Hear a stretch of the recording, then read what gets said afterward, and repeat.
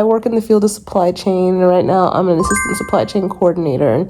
And the role doesn't require much. I basically have to give the estimated time of arrivals, aka ETAs, for different POs, and then just make sure that POs that had an ETA actually did come in. So that's basically all I do all day. Oh, and I resolve like issues where we need to return items or something.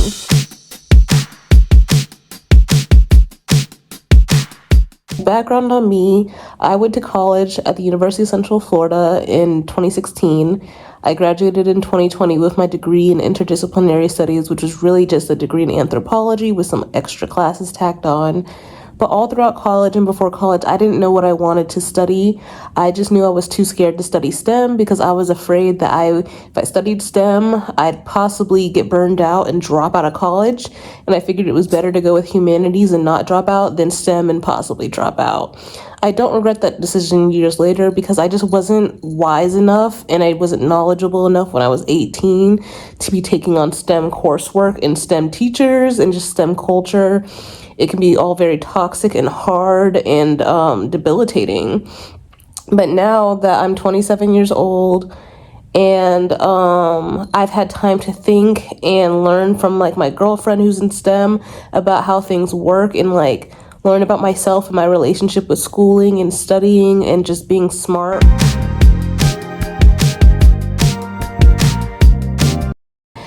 I realized that learning Excel is going to change my life. Like, it's one of the top skills you could have in supply chain, and supply chain is not a competitive field. So it's not like you're going to find a whole bunch of people who already are super advanced with Excel. Just getting to an intermediate level will be enough.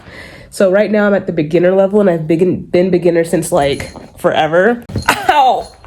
The cat just jumped in my gut. I'm now working on becoming intermediate at Excel. So learning things like VLOOKUP, XLOOKUP, COUNTIF, SUMIF, data analysis. The data analysis will be at the end of that learning journey. And then eventually SQL, which is like a coding language. But it will change my life and make me a lot more capable, because one thing about supply chain is they want you to analyze inventory to figure out where there's problems or areas for improvement, or see where they're doing well so they know where they can continue doing well. And basically data analysis is just very valuable for most businesses in this day and age. And Excel is something that you can learn outside of school. So you could just self-teach it to yourself. You can just self-teach Excel, which is a benefit. Like, you don't have to spend thousands or hundreds of dollars learning Excel. You can just go to YouTube videos and keep practicing. And then when you're at work, if you have the flexibility, just keep practicing with work items. So at my job, I have a lot of free time. So my boss asked me, what is it that I want to learn? And I told her Excel. And so she gave me some videos, she recommended me some videos to watch. I watched them all, learned so much. And then since then, I've been coming home every day after work or on the weekend. And I've just been obsessively looking at Excel videos and doing practice files along with them, because I'm so motivated and excited to enhance my career in this way. And like, I guess this is so important to me because I'm a first generation college student and I'm African American. My parents grew up in the hood, in the ghetto, without education. They did not go to college. They didn't know a lot of stuff about the way the world works. And so raising me and my siblings, they wanted us to be able to learn how the world works and take advantage of opportunities and come into money and come into self and just live a very well-balanced, peaceful life of joy, not one of drama and heartache and poverty. And they wanted that for us, but they had no idea how to coach us throughout it. They weren't the ones to be the mentor for us because they didn't know the ins and outs of being successful in life. And so I've been trying to figure all this out all on my own since the age of 18, like since picking my major and deciding what college to go to.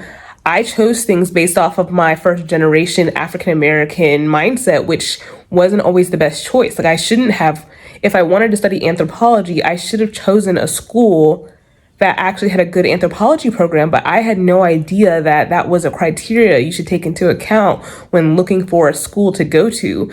I thought all schools were built the same. I just thought the only difference was if you went into an Ivy League like Harvard, obviously the education might be harder there, but I never thought about the quality of the program. And so I should have already chosen a different school for anthropology. And then I should have not even chosen anthropology. I should have chosen a business major, because the business major would have exposed me to so many areas of work that are you actually see translate into real life jobs.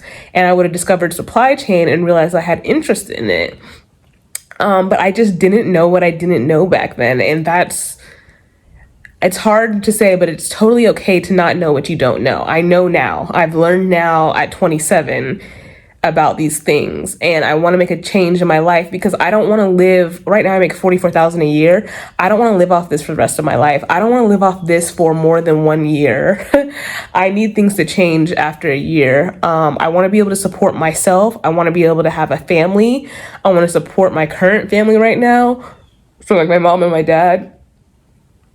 And so I need to figure out how to leverage myself and how to make myself more valuable in this economy. And then also the economy is really bad right now. So it's just like anything I do to work on getting ahead will really help me and will make a difference whenever the economy is good again.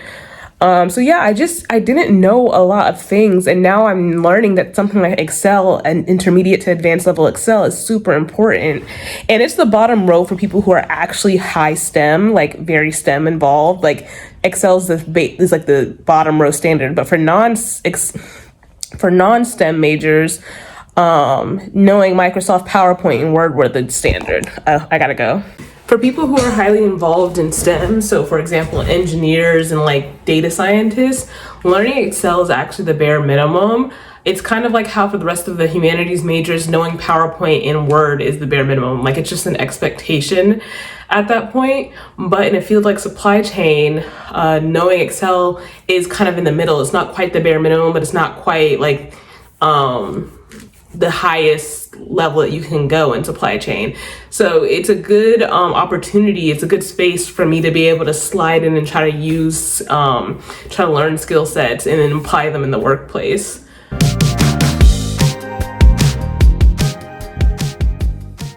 I just wish I had known some things going into college that I just didn't know because I was African American and first generation. But you know, the history of African Americans, we've had so much set up against us that it's like you pass down what you have, and our ancestors didn't have much, and so they didn't have anything to pass down to us in terms of education and resources and money and financial stability.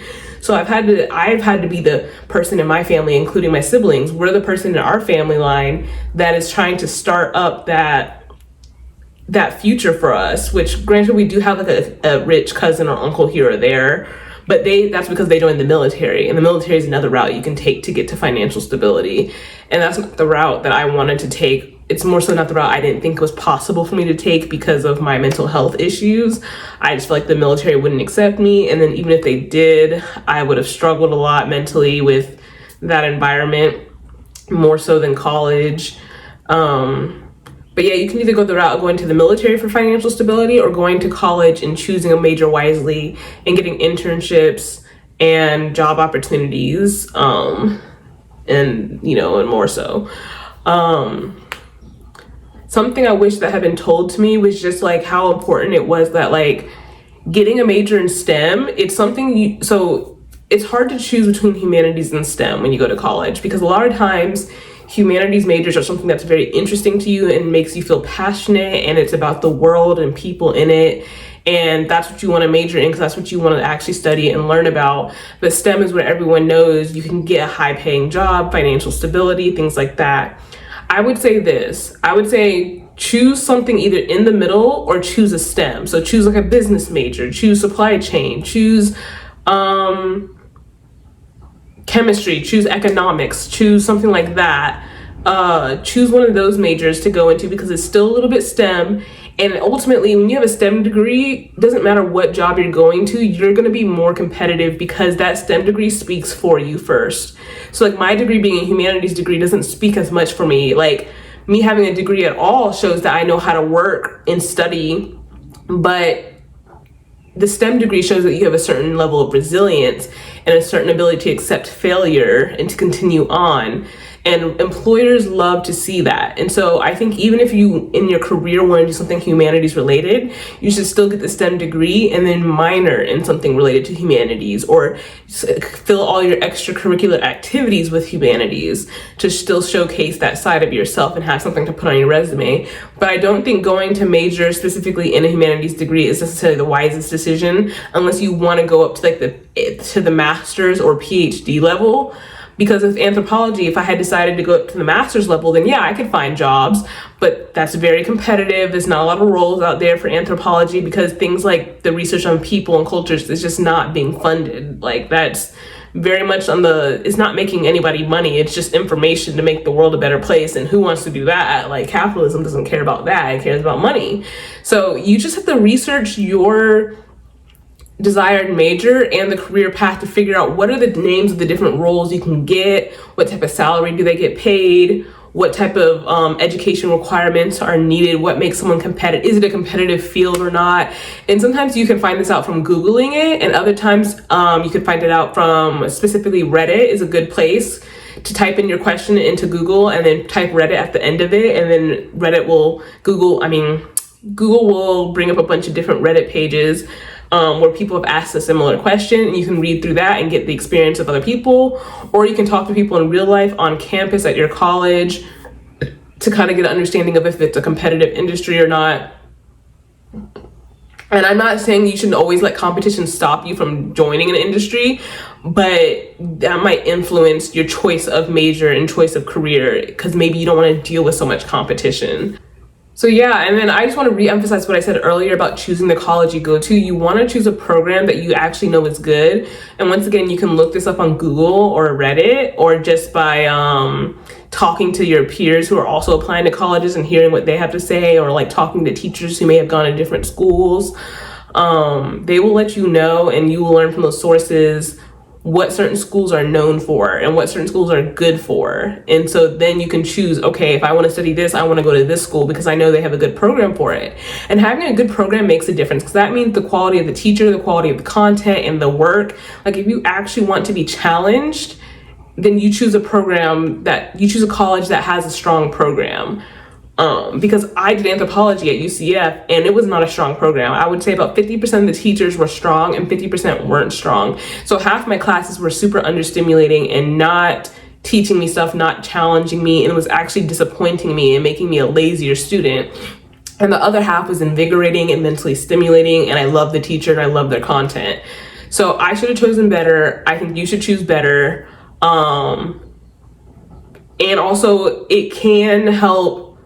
When your resume is lacking in one place, you can always boost it in another place. And so say if your resume is lacking in one place, you can use the college you went to as a place to boost it. You know what I mean? The fact that it was a good quality program, that can boost you. But really it's how you sell yourself in an interview that makes a difference in whether or not you get a job or people want you, because you're selling yourself in the interview is the only time people have a chance to get to know what you've really learned. The paperwork doesn't really give them insight into what you have actually retained knowledge-wise. So when you're in that interview, you want to discuss how the benefits of going to that school and the quality of that program, and like the types of, give examples of the things you did and learned and retained. And just in general, when you're interviewing, a tip for that is, so a tip for interviewing is you want the interview to feel like this. You want it to feel like you're telling a story. You want to tell the story of your life. You want to always start off saying, hi, my name is blah, blah, blah. I'm from blah, blah, blah.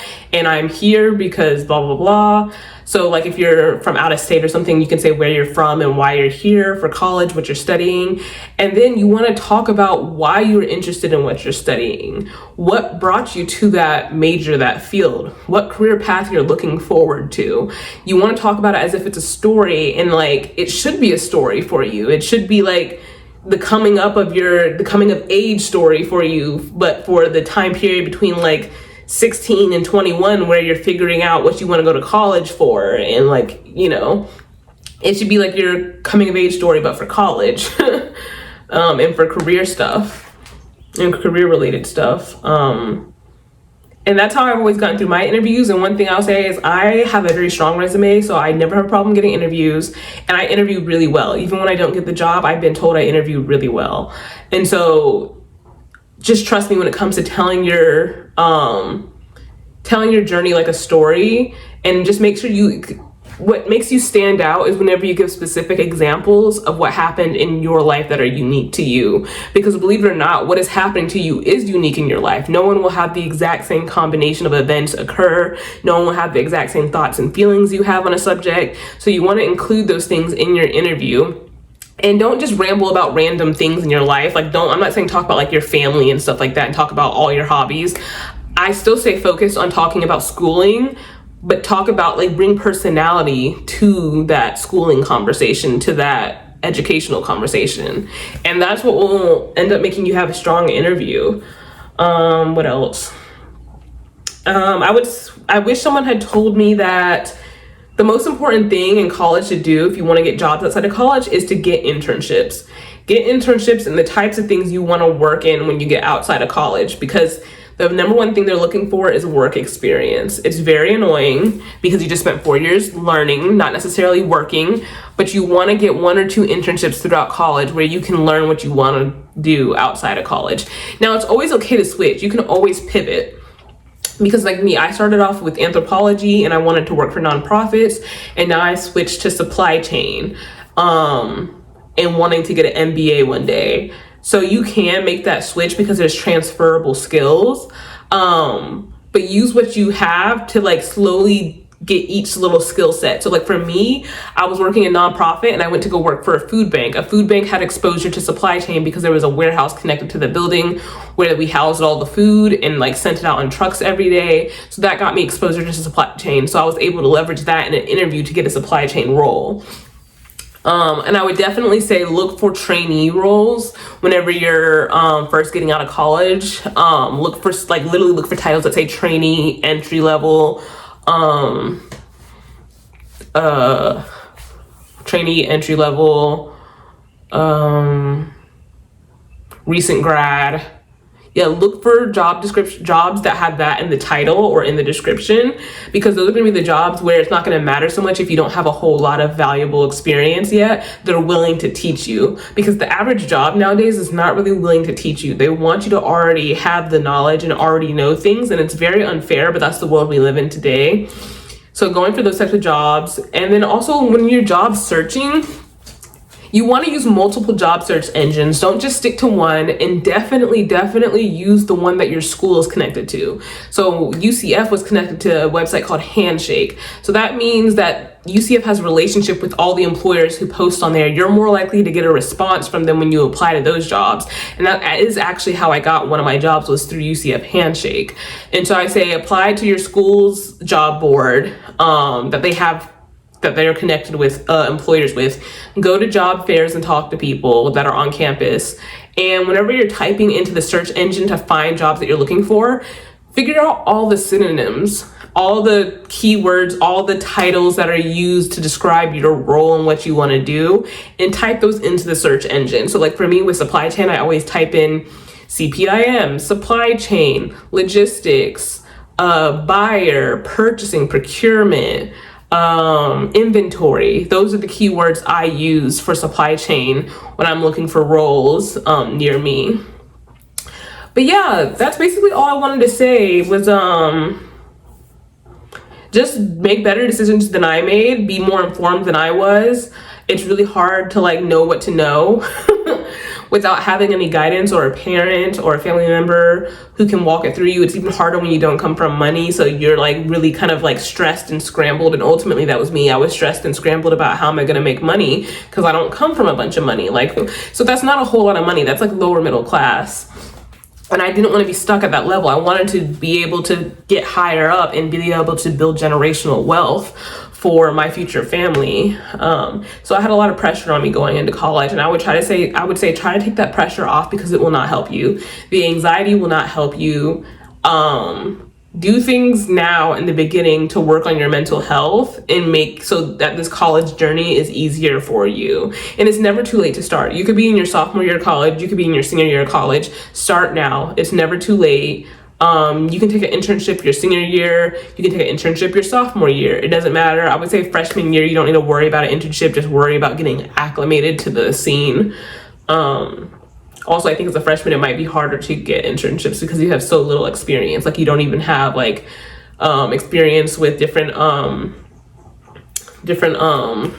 organizations on campus. Yes, when you're in a humanities major, a big thing is being involved in extracurriculars on campus. So being like on the e-board of a club, that is very important whenever you're in a humanities major. When you're in a STEM major, it's not so much important because it's just not, the social stuff doesn't matter as much. They just want you to have technical skills, but the social stuff is important for medical fields and for humanities fields. So you want to be on the e-board, which is the what does it stand for? Basically, it's like the you want to be either the president, vice president, treasurer, or there's another one. There's a treasurer, whatever, one of those titles, you want to be one of them in a club because it shows that you have leadership skills, and you get to actively learn things about communicating with other people and keeping like files organized and information together.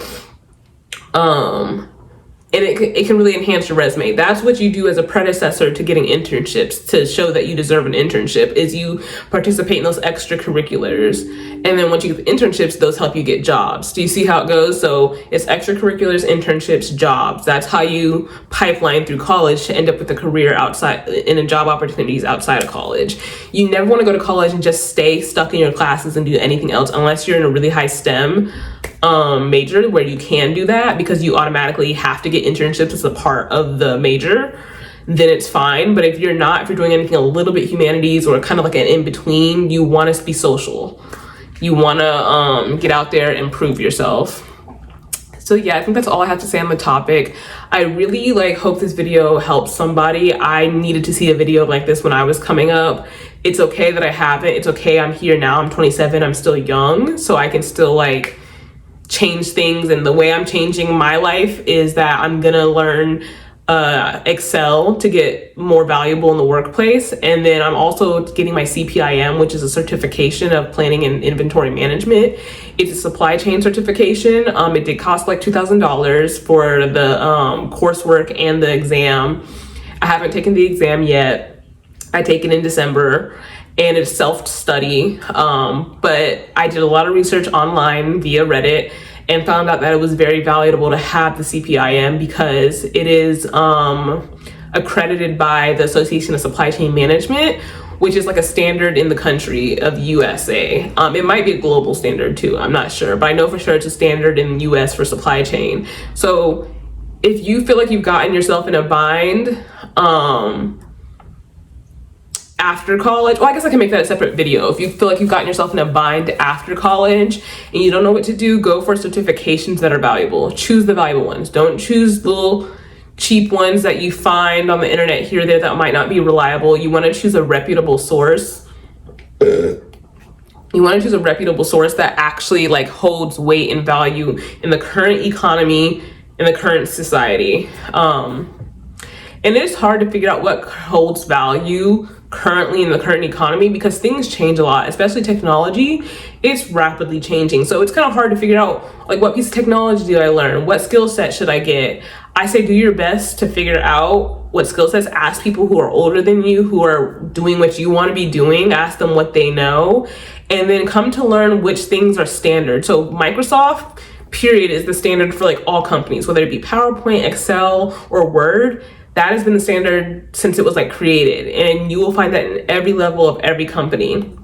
And so learning that will always be beneficial. But eventually you will learn other things. Like I learned with supply chain, learning SQL, which is a coding language, is also beneficial. Eventually SQL might be outdated one day, but still the fact that I learned that one will probably help me with learning the next new one that comes along. So yeah, I would just say, stay motivated if you can, stay calm, don't be anxious, and take time to strategize. Strategize your college experience, strategize your learning, strategize your skill sets. Don't just sit there and let it all happen to you. You make it happen for you. So yeah, that's all I wanted to say. Thank you for watching this video. I hope you enjoyed, and leave me comments below about any questions you had that I might be able to answer related to going to college. It can even be like social things, like how was it making friends the first year of college? It doesn't really matter. I'll answer it, or I'll make another video answering it. But I'm just happy I could put this out there. So talk to you later.